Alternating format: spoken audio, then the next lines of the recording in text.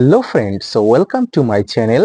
দেশ এবং দেশের বাইরে থেকে যারা আজকে আমার ভিডিওটি কন্টিনিউ করেছেন প্রত্যেককে gardener TRIPS with Kamal YouTube চ্যানেলে স্বাগতম।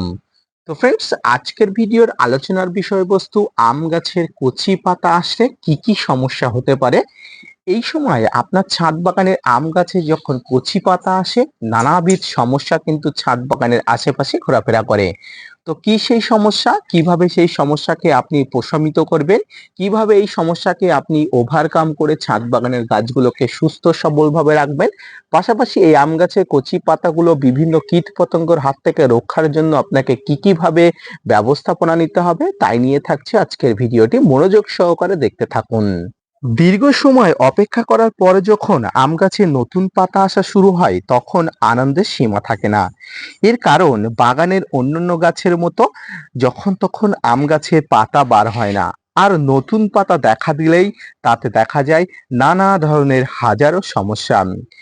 লেবু গাছে নতুন পাতা বার হলে লিফ মাইনরের আক্রমণ দেখা যায়। এই লিফ মাইনর গাছের রস শুষে খেয়ে পাতাগুলোকে নষ্ট করে ফেলে।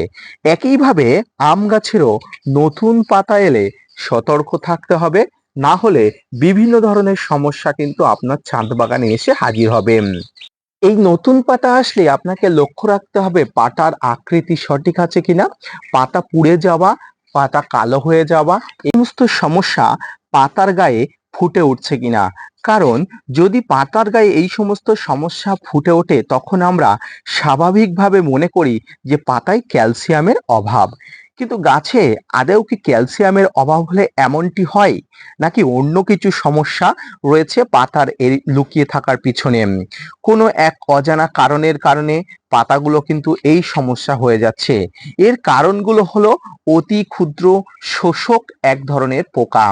কারণ আম গাছের নতুন পাতা আসলে এই পাতাগুলোর পিছনে অতি ক্ষুদ্র এক পোকা এসে বংশ বিস্তার করে, এবং এরা ধীরে ধীরে পাতার রস খেয়ে পাতাকে কিন্তু ছিন্ন বিচ্ছিন্ন করে দেয়। তাই উপযুক্ত ব্যবস্থা না নিলে পাতাগুলো কিন্তু ধীরে ধীরে খারাপ থেকে আরো খারাপ অবস্থায় পৌঁছে যায়। গাছের পাতায় শোষক পোকার আক্রমণ ঘটলে সেই পাতা কোনোভাবেই আর ঠিক করা যায় না। তাই শোষক পোকার আক্রমণ থেকে প্রতিহত করার জন্য আপনাকে অ্যাডভান্স ব্যবস্থাপনা নিতে হবে। এক্ষেত্রে হাতের কাছে থাকা কীটনাশক ব্যবহার করলেই হবে না, তাই জৈব কীটনাশক ব্যবহার করতে পারেন। যেমন আপনারা কাকা, নিম তেল, এই ধরনের কীটনাশকগুলো নিয়মিত আপনাকে ব্যবহার করতে হবে। ফ্রেন্ডস, এই নিম কীটনাশক ব্যবহার করার পাশাপাশিও আপনাকে বিভিন্ন ধরনের, যদি আপনি রাসায়নিক কীটনাশক ব্যবহার করতে চান তাহলেও ব্যবহার করতে পারেন। কারণ এই ধরনের শোষক পোকারা কিন্তু যত্রতত্র ছড়িয়ে দেয়, গাছের পাতা রস শুষে খায়, গাছের পাতা থেকে কিন্তু গাছের পাতাকে বিকৃত করে দেয়, ধীরে ধীরে গাছের পাতা কিন্তু নষ্ট হয়ে যায়। এক্ষেত্রে গাছের গ্রোথ স্তীমিত হয়ে যায়। এই শোষক পোকা ধীরে ধীরে গাছের নতুন পাতা থেকে আরেকটা পাতাতে গিয়ে বংশ বিস্তার করে এবং গাছের পাতার গ্রোথ কমে যায়। গাছের বিকৃত হয়ে যাওয়ার কারণে গাছ কিন্তু আরো বেশি রোগাক্রান্ত হয়ে পড়ে। তাই আপনি এই সময় যদি কীটনাশক হিসাবে আপনি সাইপারমেথ্রিন গ্রুপের প্রোফেক্স সুপার ব্যবহার করতে পারেন, ইমিডাক্লোপিড গ্রুপের কীটনাশক ব্যবহার করতে পারেন। যারা বাংলাদেশি বন্ধু আছেন তারা সবিক্রন 425 ইসি কম্পোজিশনে যে কীটনাশক আছে সেটি ব্যবহার করতে পারেন। পাশাপাশি যারা জৈবভাবে কীটনাশক ব্যবহার করতে চান তারা অবশ্যই নিম তেল ব্যবহার করতে পারেন। এই নিম তেল আপনারা যত্রতত্র ব্যবহার করতে পারেন, প্রয়োজনের থেকে বেশি ব্যবহার করলেও কিন্তু কোনো ধরনের অসুবিধা নেই।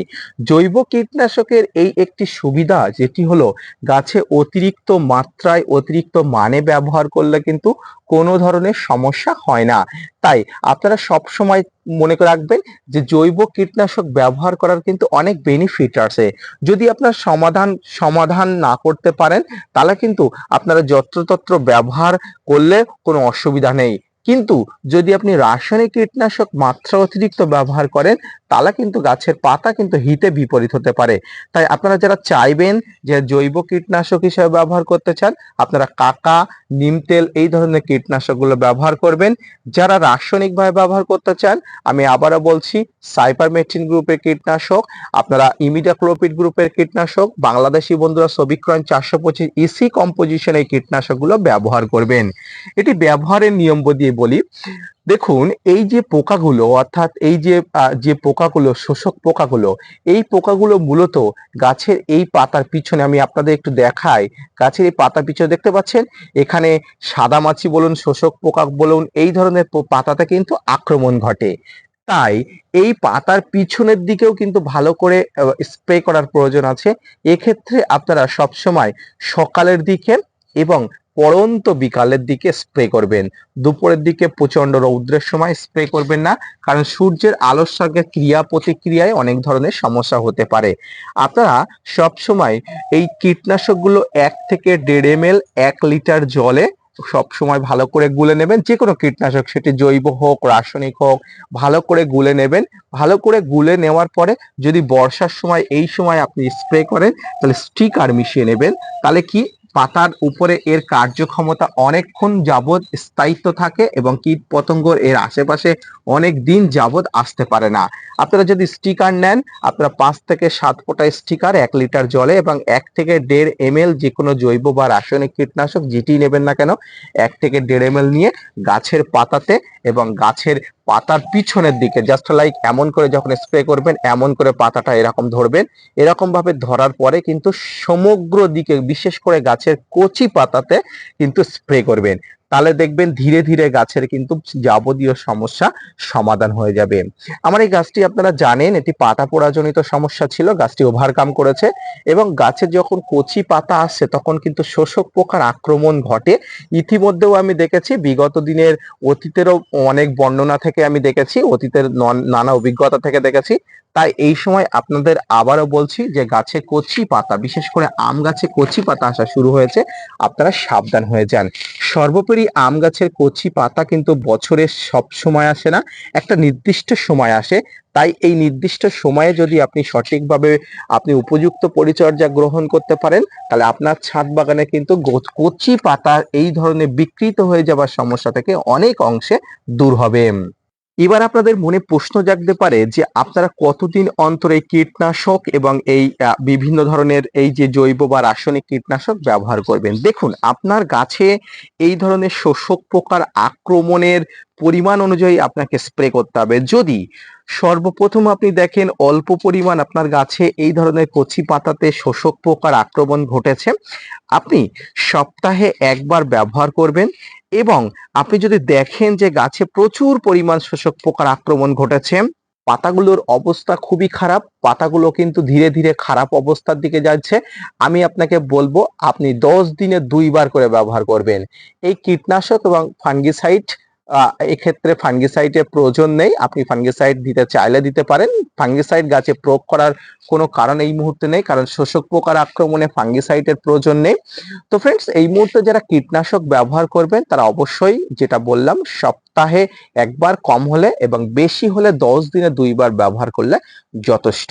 তো এইভাবে আপনার ছাদ বাগানে কচি পাতার হাত থেকে গাছগুলোকে বাঁচাতে এবং কচি পাতাকে শোষক পোকার হাত থেকে বাঁচাতে আপনি এই ধরনের পরিচর্যা করুন। দেখবেন আপনার ছাদ বাগানের গাছগুলো সুস্থ সবলভাবে থাকবে, শোষক পোকার আক্রমণ ছাড়া।